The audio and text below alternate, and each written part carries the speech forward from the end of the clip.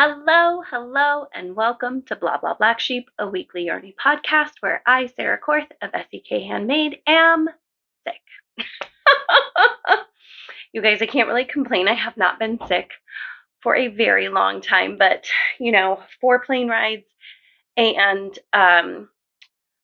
6 days in a car with my dad who had a cold. That's not true. 4 days in the car with my dad who had a cold. It was kind of bound to happen, and it's fine. It's fine. I don't feel too terrible, but I'm definitely under the weather, and I think you can hear it in my voice quite a bit. It's kind of a bummer. But we're gonna try to power through. It'll be fine. So welcome. I'm so glad that you are here today. Oh, I'm sitting on it. Today I'm gonna be wearing my Zoe shawl. It has been feeling, oh gosh, dog fur. It has been feeling like springtime-ish here, off and on. And I feel like the Zoe shawl is the perfect for springtime. It's got this really gorgeous wide wingspan. It's a nice open pattern, and this crescent shape just fits really nicely around your body. So I like to wear this one of two ways, and I can change it throughout the day as the temperature changes. So first thing in the morning, when it's still a little chilly out, I will wrap it around carefully, keeping it, somewhat flat. And then I'll bring it to the front and just tie, not a knot, but tie it over itself. And then I'll take the under part and raise it up a little bit so it's extra cozy around my neck. And then as it gets warmer throughout the day, I will undo the knot and I'll just pull it away from my neck a little bit and let it hang down a little longer. It's got plenty of wingspan to do that, so that it's away from my neck a little bit and I don't feel quite as cozy and warm because I don't need it because it's warm outside. So that's the two ways that I wear this shawl. I'm going to go ahead and go back to the way it was before because I really like the way that looks, and we're still on the chilly side here in the morning. So, all right, there we go. Let's see, this Zoe shawl is my second one that I made out of this gorgeous olivey green and denim blue. This, unfortunately, is dyed by a yarn dyer who is not dyeing anymore. Loopy Luna Fibers is what her shop was called. My original Zoe shawl was in this really bold pink and orange yarn from Cornbread and Honey, and then this gorgeous purple border here, which I absolutely love. So this all was part of a sister's shawl plan that I had. It started with the poppy shawl. Nope, she's not down here, so I'll put a picture of her up here. She's a more traditional sized shawl, though she still has the crescent shape so that she's easy to wrap up in. And once I made her, I thought I want that same thing, only smaller. So it's not exactly the same, but similar stitches and a similar border. And then I was like, do you know what we need? Sorry, some of the windows are open, so Weston's a little barky. Hopefully it won't be too much. I said, what we need is more drama. Who doesn't need more drama, right? So I designed the flossy shawl. Let's see if I can get the right side facing up. The flossy shawl, which has, there we go, which has this lace pattern, a big border of that, and then this really nice long open fabric. So this is in testing right now. My wonderful testers, who are amazing, are working on it, and I can't wait to see all of their samples. So I had this shawl done last year, and then life just happened. Last year got crazy, and I did not get it published when I wanted to, but I knew I needed to get this out into the world. Actually, my friend Ashley is like, "Have you done that yet?" I think she's testing it for me. So I kind of got the hint that maybe she wanted to make it. And so my goal for that, I should say, because any solid plans I have just, life never goes the way I think it's going to. Why would it? April. So it will hopefully come out before the spring shawl along starts up, which we'll do again in April this year. We had so much fun with that last year. I cannot wait to do that again. Weston Phineas, sir, go lay down. Chillax. He barks at the birds. He barks at people sometimes, but we don't have a lot of people come and go through our neighborhood, but he barks at the birds. God bless him. He's like, those birds, they're in my yard. You can't see him, obviously. He's blind. He just hears them. Anyways, so what is bringing me joy, you guys? It feels like spring. It feels like spring. I made dinner early last night, and then we all got outside. I'm on the rampage of that now that it's nice. All people must be outside. So we all went outside after dinner last night. We played a little Foursquare. I am devastated to share with you that children these days, those youngins these days, they do not know the rules to Foursquare. Ugh. So we played a little Foursquare. The little one and I did some like going around our house and looking to see like what plants are coming up, which was fun. I am of no illusion that we won't get one last snowstorm. So, things will start to come up, and then Mother Nature will be like, bah, and dump some snow on us. They'll be fine. They'll be fine, though. It's fine. I actually kind of wish it would get cold again because I am quite concerned about the bug situation. If it doesn't get cold enough, then it doesn't kill off enough of the bugs. And then we have a miserable spring and summer. So I guess all that to say, I would not be devastated if we got another good cold spell. Let's talk small businesses. I have one of my favorite mugs here. This is from Deer Creek Ceramics.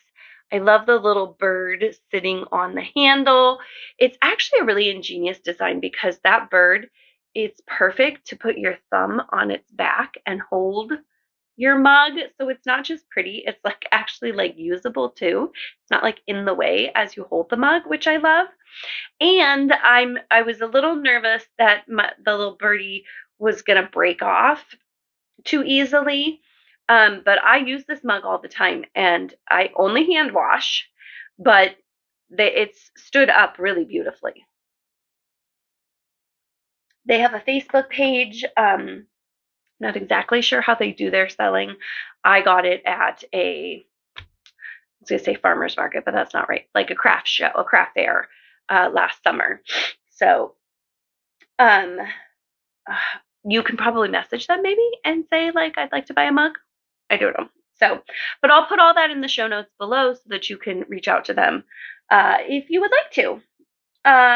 My earrings are Made by Moonlight Co. They are the cutest little macrame things. Every time I wear these, somebody asks me, did you make those? No, I did not. But I do love them. I know macrame. I probably could not do as good a job as they did. They're very high quality. I really enjoy them. They're nice and lightweight. I have several pairs from them. I will link below. I believe they're having a sale right now, depending, of course, on when you're watching this. So go check them out. Makes great gifts. However, and this could have changed because I ordered these almost a year ago. they had said, and I didn't check off, I should have looked at this when I looked at their shop this morning, but previously they had said, like, I want to say like a week's time, like turnaround time. You know, when you buy on Etsy, they give you like an estimated shipping time or whatever. And it took significantly longer. So if you plan to buy for them like I did for a gift, make sure you order way in advance. I think they said, I don't remember exactly what they said, if it was a week or like 1 or 2 weeks. It ended up being at least 4 weeks before I got my order, which is fine, except for the fact that I had planned on giving I bought a pair to give as a gift to one of the first grade teachers, because my youngest teacher had a baby, and the baby, like they do, came early, and so they were scrambling for a sub for their class for a couple days, and one of the other first grade teachers just like took in his whole class so that they would have consistency, which was just like the sweetest thing ever. So I got her a pair of these earrings, and I had to wait to give them to her until the next school year because they didn't come in time, even though I ordered them quite a ways in advance. So if you order from them, I do recommend just be aware that it might take a little while for their gorgeousness to get to you. So there you go. Announcements. Who Gives the Scrap is almost over. Have I finished my scrappy project? No. Should I try to? Yeah, probably.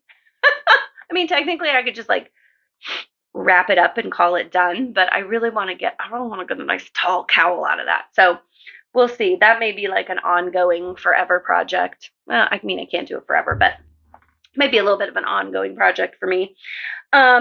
Who Gives the Scrap has been so much fun. I will say, this being the first year, and on top of that, having my brother's medical emergency and ending up going to Arizona to drive back with my dad, all of those were very unexpected things.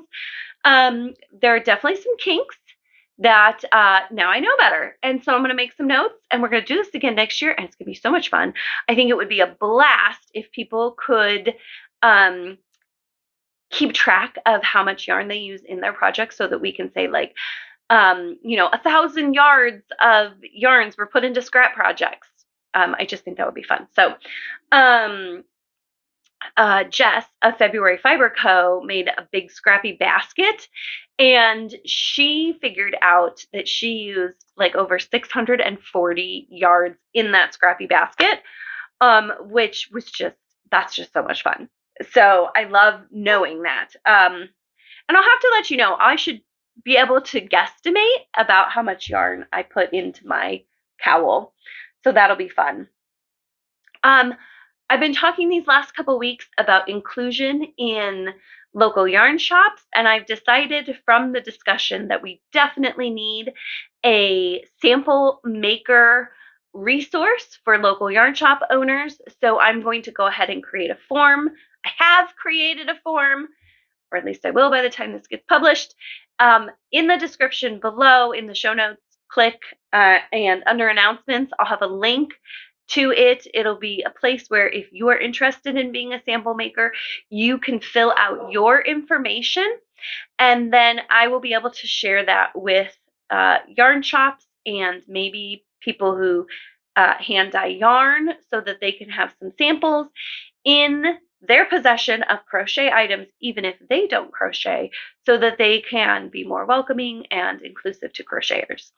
So that's my plan. I already told you a little sneaky peeky, not that it's a secret, but we're going to do the spring shawl along in April, so that's coming up. So, get your plans, gather your yarn. There'll be prizes for people who make my shawls.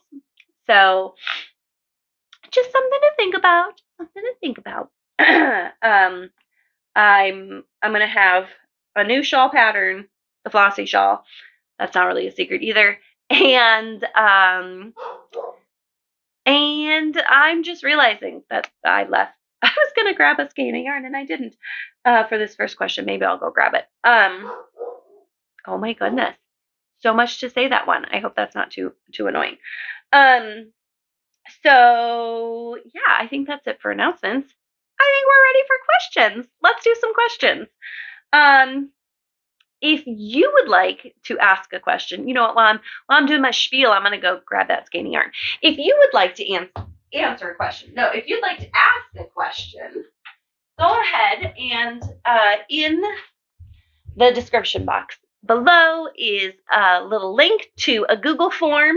You just click on that and then you just put in what your question is.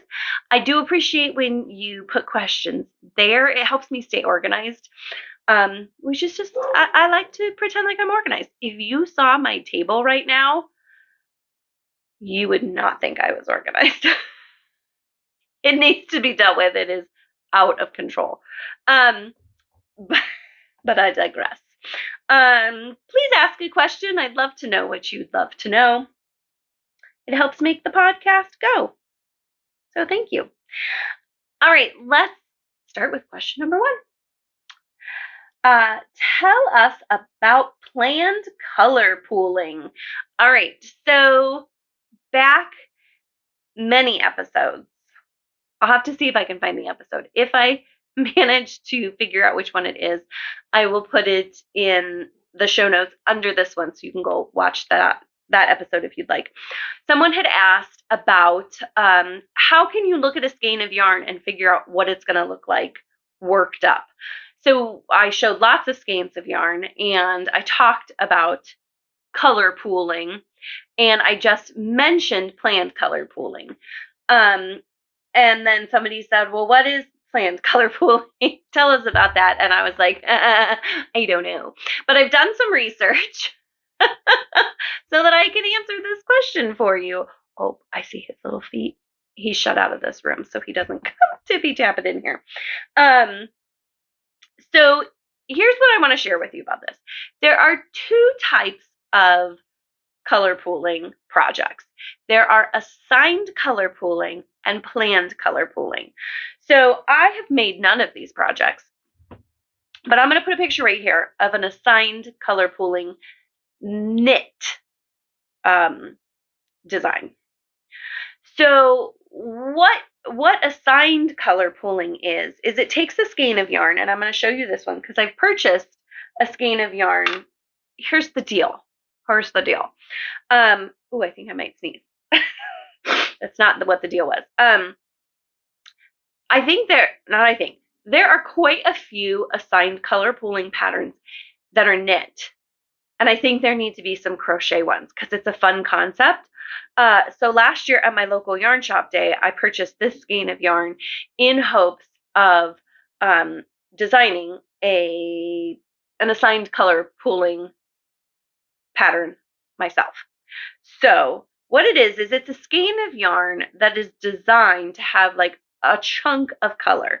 So if we look at this skein, you can see it's light, all the way down here, all the way around here, until you get to here. And then there's a chunk of the lime green and the gray that comes, usually it's like a quarter-ish of the skein. Usually not half, because that would be excessive.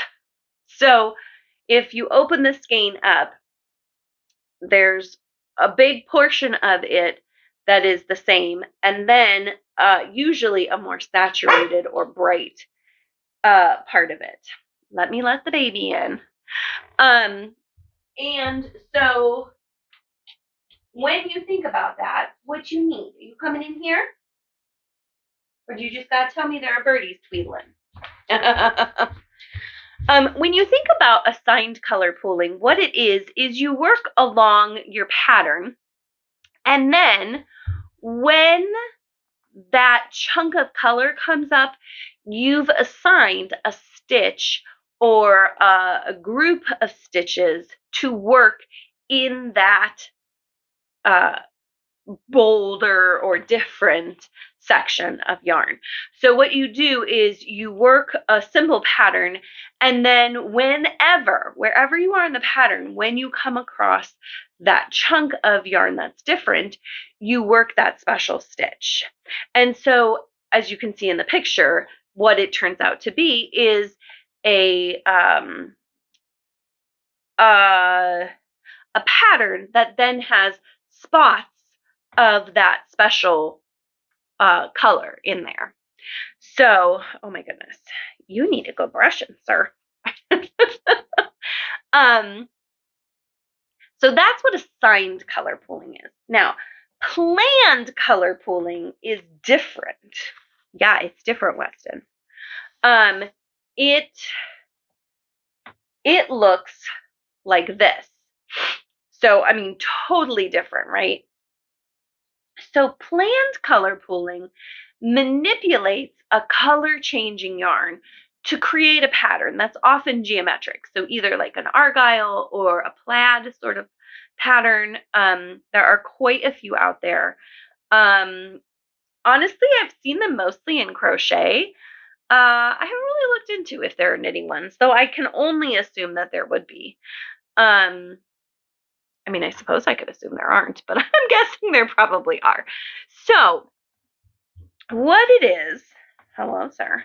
What it is you take a yarn that has a repeat of colors, and you manipulate that repeat of colors to create this pattern of color on your fabric. So I did a little research, and I have a few resources for you in the show notes below.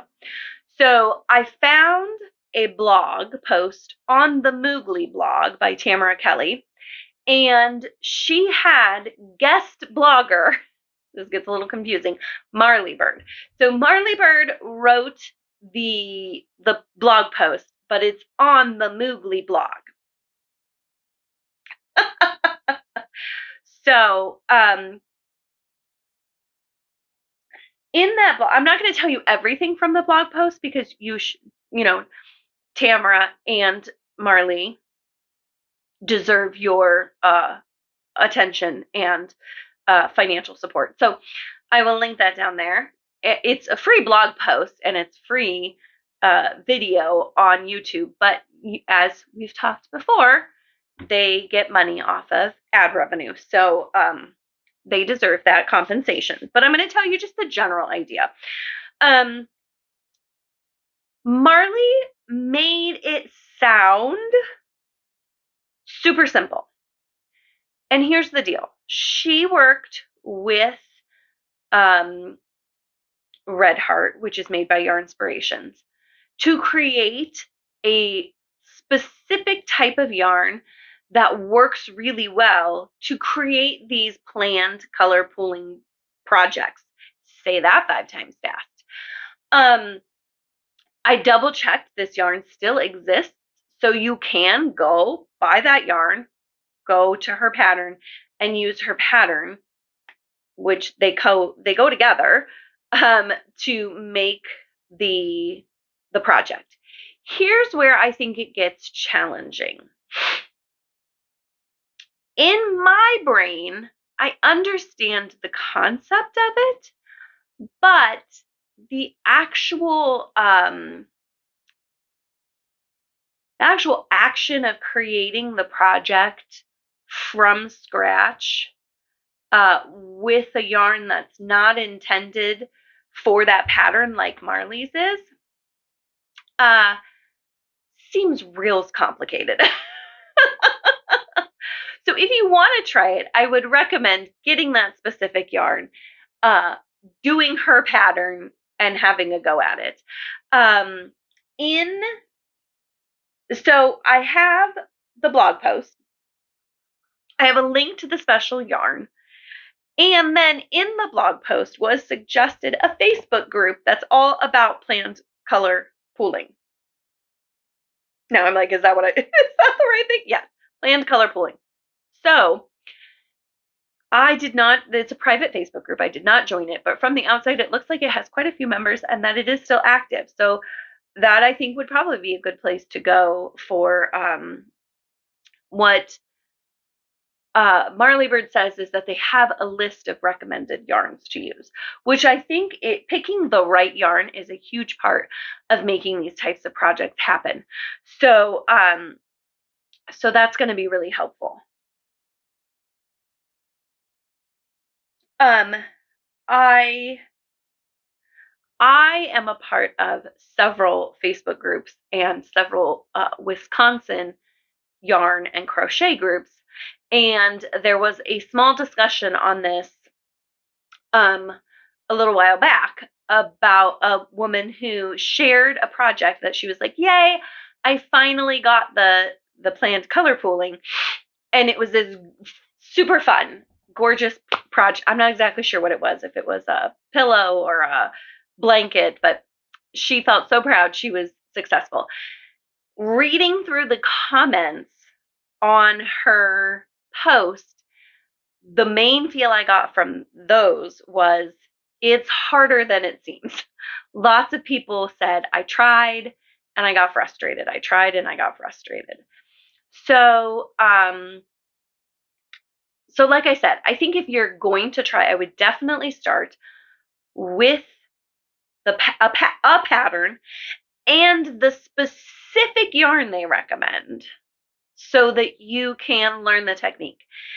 After that, I think expanding it into other things might be easier, or it might just be hard. I don't know. There are lots of patterns out there. So that would probably be my recommendation, is to go with those patterns. So I'm not going to give it a try, if I'm being honest. It's just not something I have a desire or time for right now. It's cool. So I'd love for you to try it though, if this is something that piques your interest. It's something that was very popular several years back. I think the blog post was written in like 2018. But you know, these things are cyclical. They come back around. And if you weren't crocheting in 2018, or you were just starting to crochet, you may not have caught this trend, and maybe now's the time for you. So I'd love to know if you give it a try, if you found it to be successful, if it was as mind-bending as I think it is, or if once you actually tried, you were like, that's not really that complicated, Sarah. I would love to know. So yeah, leave a comment, send me a message, send me some pictures. I'd love to see. Love to see. But for now, let's do question number 2. Show us what you crocheted on your trip. Did you take too much yarn? Too little? Just right? Okay. So if you saw last week's episode, I shared what I was taking on my road trip with me, from the notions I was taking to make sure that things didn't get taken away as I was flying, to what projects I was going to do. And here's the deal. I think I took just about the right amount of yarn. When my sister drove down with my dad, she said he did 90% of the driving. So plan on sitting a lot. So I brought a lot of yarn thinking that I was going to be a passenger most of the time. But when I talked to my dad, what he said was, I'm not going to tell the whole story, but it was not the plan for my sister to drive down with him. So he said he was kind of trying to test himself to see if he could drive the whole thing. The answer is no, which is why I ended up back down there driving back with him. But because he wasn't testing himself, he let me drive a lot more, which I think was good for both of us, probably. So I would say we did about 40-60. He probably drove about 60% of the time, and I drove about 40% of the time. The other thing is, I tried to be careful. Brian even said before I left, he was like, Sarah, don't go crazy. You're going to hurt yourself. I can crochet and crochet and crochet. And then like the next day be like, oh, I'm in so much pain. So I tried to moderate my crocheting and not do it for hours at a time. We had 3 days of driving that were 6 hours plus. So I tried not to go too crazy, but my window's open. But I did get a lot done. And at first I was like, oh, I have one project a day. I'm going to try to see if I can get one project. No, I didn't. And I'm glad I didn't, because my hands probably would have been real sore. So let me share with you what I did get done. And then let me tell you the snafu I had that caused me not to get more done. So, I made a new Marin shawl. So I have a really gorgeous, I feel like it's coming for me. I have a really gorgeous Marin shawl that's all pinks and greens. And when I saw that Sweet Pea and Sparrow was looking for people to make some things up in her new yarn colorways that are coming out at the end of the month, I thought, well, that's fun. And so I'm going to do a neutral one. So I got some of her yarn to try out, and I made a Marin shawl. You can see this gorgeous, very neutral, for me especially, base here with the grays and the tans. And I cannot for the life of me remember the name, so I'll put the name somewhere here. And then a contrasting border there. I really love this color. It's not just gray, it's almost got a slightly green hue to it. And the bonus of hand-dyed yarns versus commercially dyed yarns is that gorgeous like variation in it. It's not all just a solid color. There's some variation to it, which is gorgeous. So I used this to teach a class. So I had the first half crocheted when I left for my trip. And so then I crocheted the second half while I was gone. And then when I got back, I had my class again and we added the border. So that's what I got done with that one. So not the full project done while I was gone, but I am super thrilled to have it done. I have a lot of blocking to do. So that guy's going to need to be blocked. Very excited about him. Back in the day, multiple years ago, I designed some patterns for Knit Crate, and the whole idea was that I was never getting these patterns back. They commissioned them from me. Sometimes you get your rights back to sell, and sometimes you don't. And the agreement was that I was not going to ever get rights back. That was their contract. But when Knit Crate went under, their wonderful, I don't know exactly what her job description was when she was there, but she's amazing. She was the person I worked with to get designs published. And when she found out that the business was going to be closing, she worked very hard for free without getting paid. She was one of the people that very much got screwed over by the company by not getting paid for all of her work. But she worked very hard for the designers, knowing very well she was not going to get paid for her work, to make sure that all of the rights could revert back to the designers and that they could have access to them again, which, thank you, Amy, you're amazing. So I have 3 patterns through them that I am trying to slowly get republished. I meant to republish one of them last month. Yeah. Oh, West and Phineas. I meant to publish one of them last month. I did not get it done. It's getting pushed. It's getting pushed way far back.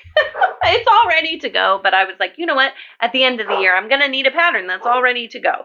So the Orla cowl will come out again in December. But I had my original sample of this next scarf, but it was not in my color palette. It was kind of a peachy color, which when a company commissions me to design for them, they can give me whatever yarn they want. It's their pattern. But in publishing this myself, I wanted it to be more in my color palette. So this is the Senta scarf, and it's got these cute little leaves at the end. My ends aren't clipped off because I don't clip until after I block, but it's got those cute little leaves. And then my friend Bonnie of Woodland Stitchcraft has a couple flowers on her website for free. So I think what I'm going to do is make a little flower, and then each end will have like a flower and the little leaves on it. Wouldn't that be cute? And so this is Malabrigo yarn, and it's just a fun little scarf.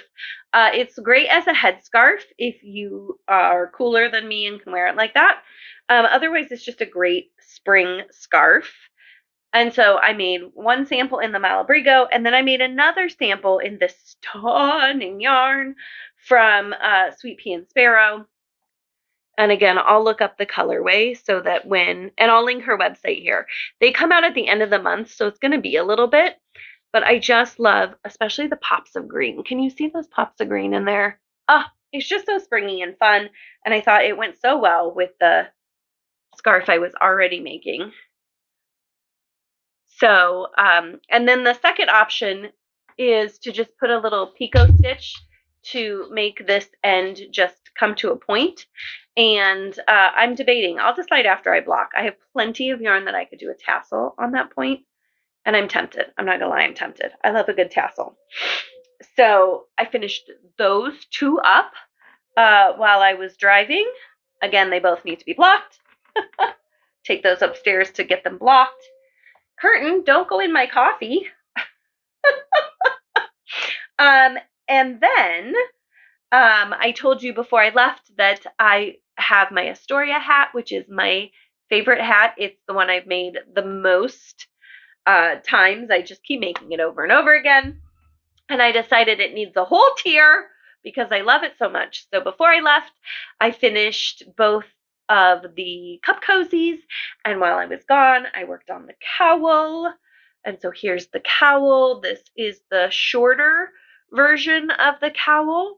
And then I started and I'm still working on the longer version of the cowl. So this is let me see, get all my stitch markers out there. That didn't work very well. This is the taller version of the cowl. And you can see I'm still working on it. So I have a few more rounds to go. And maybe it's upside down. I don't know. So that'll be so pretty, and I can't wait for that. So that's everything I got done while I was gone. I am proud of myself that A, I got a lot accomplished, and B, I didn't overdo it. So pat myself on the back there. Oh, goodness. It was a good trip. It was a good trip. I'm glad to be home, but I'm glad I went. So that's all I got for you today. Thank you so much for joining me. I would love it if you would like this video, subscribe to my channel, chit chat with me in the comments, maybe even share this with a friend. It would mean just the world to me. Thank you so much for joining me today, and happy crafting.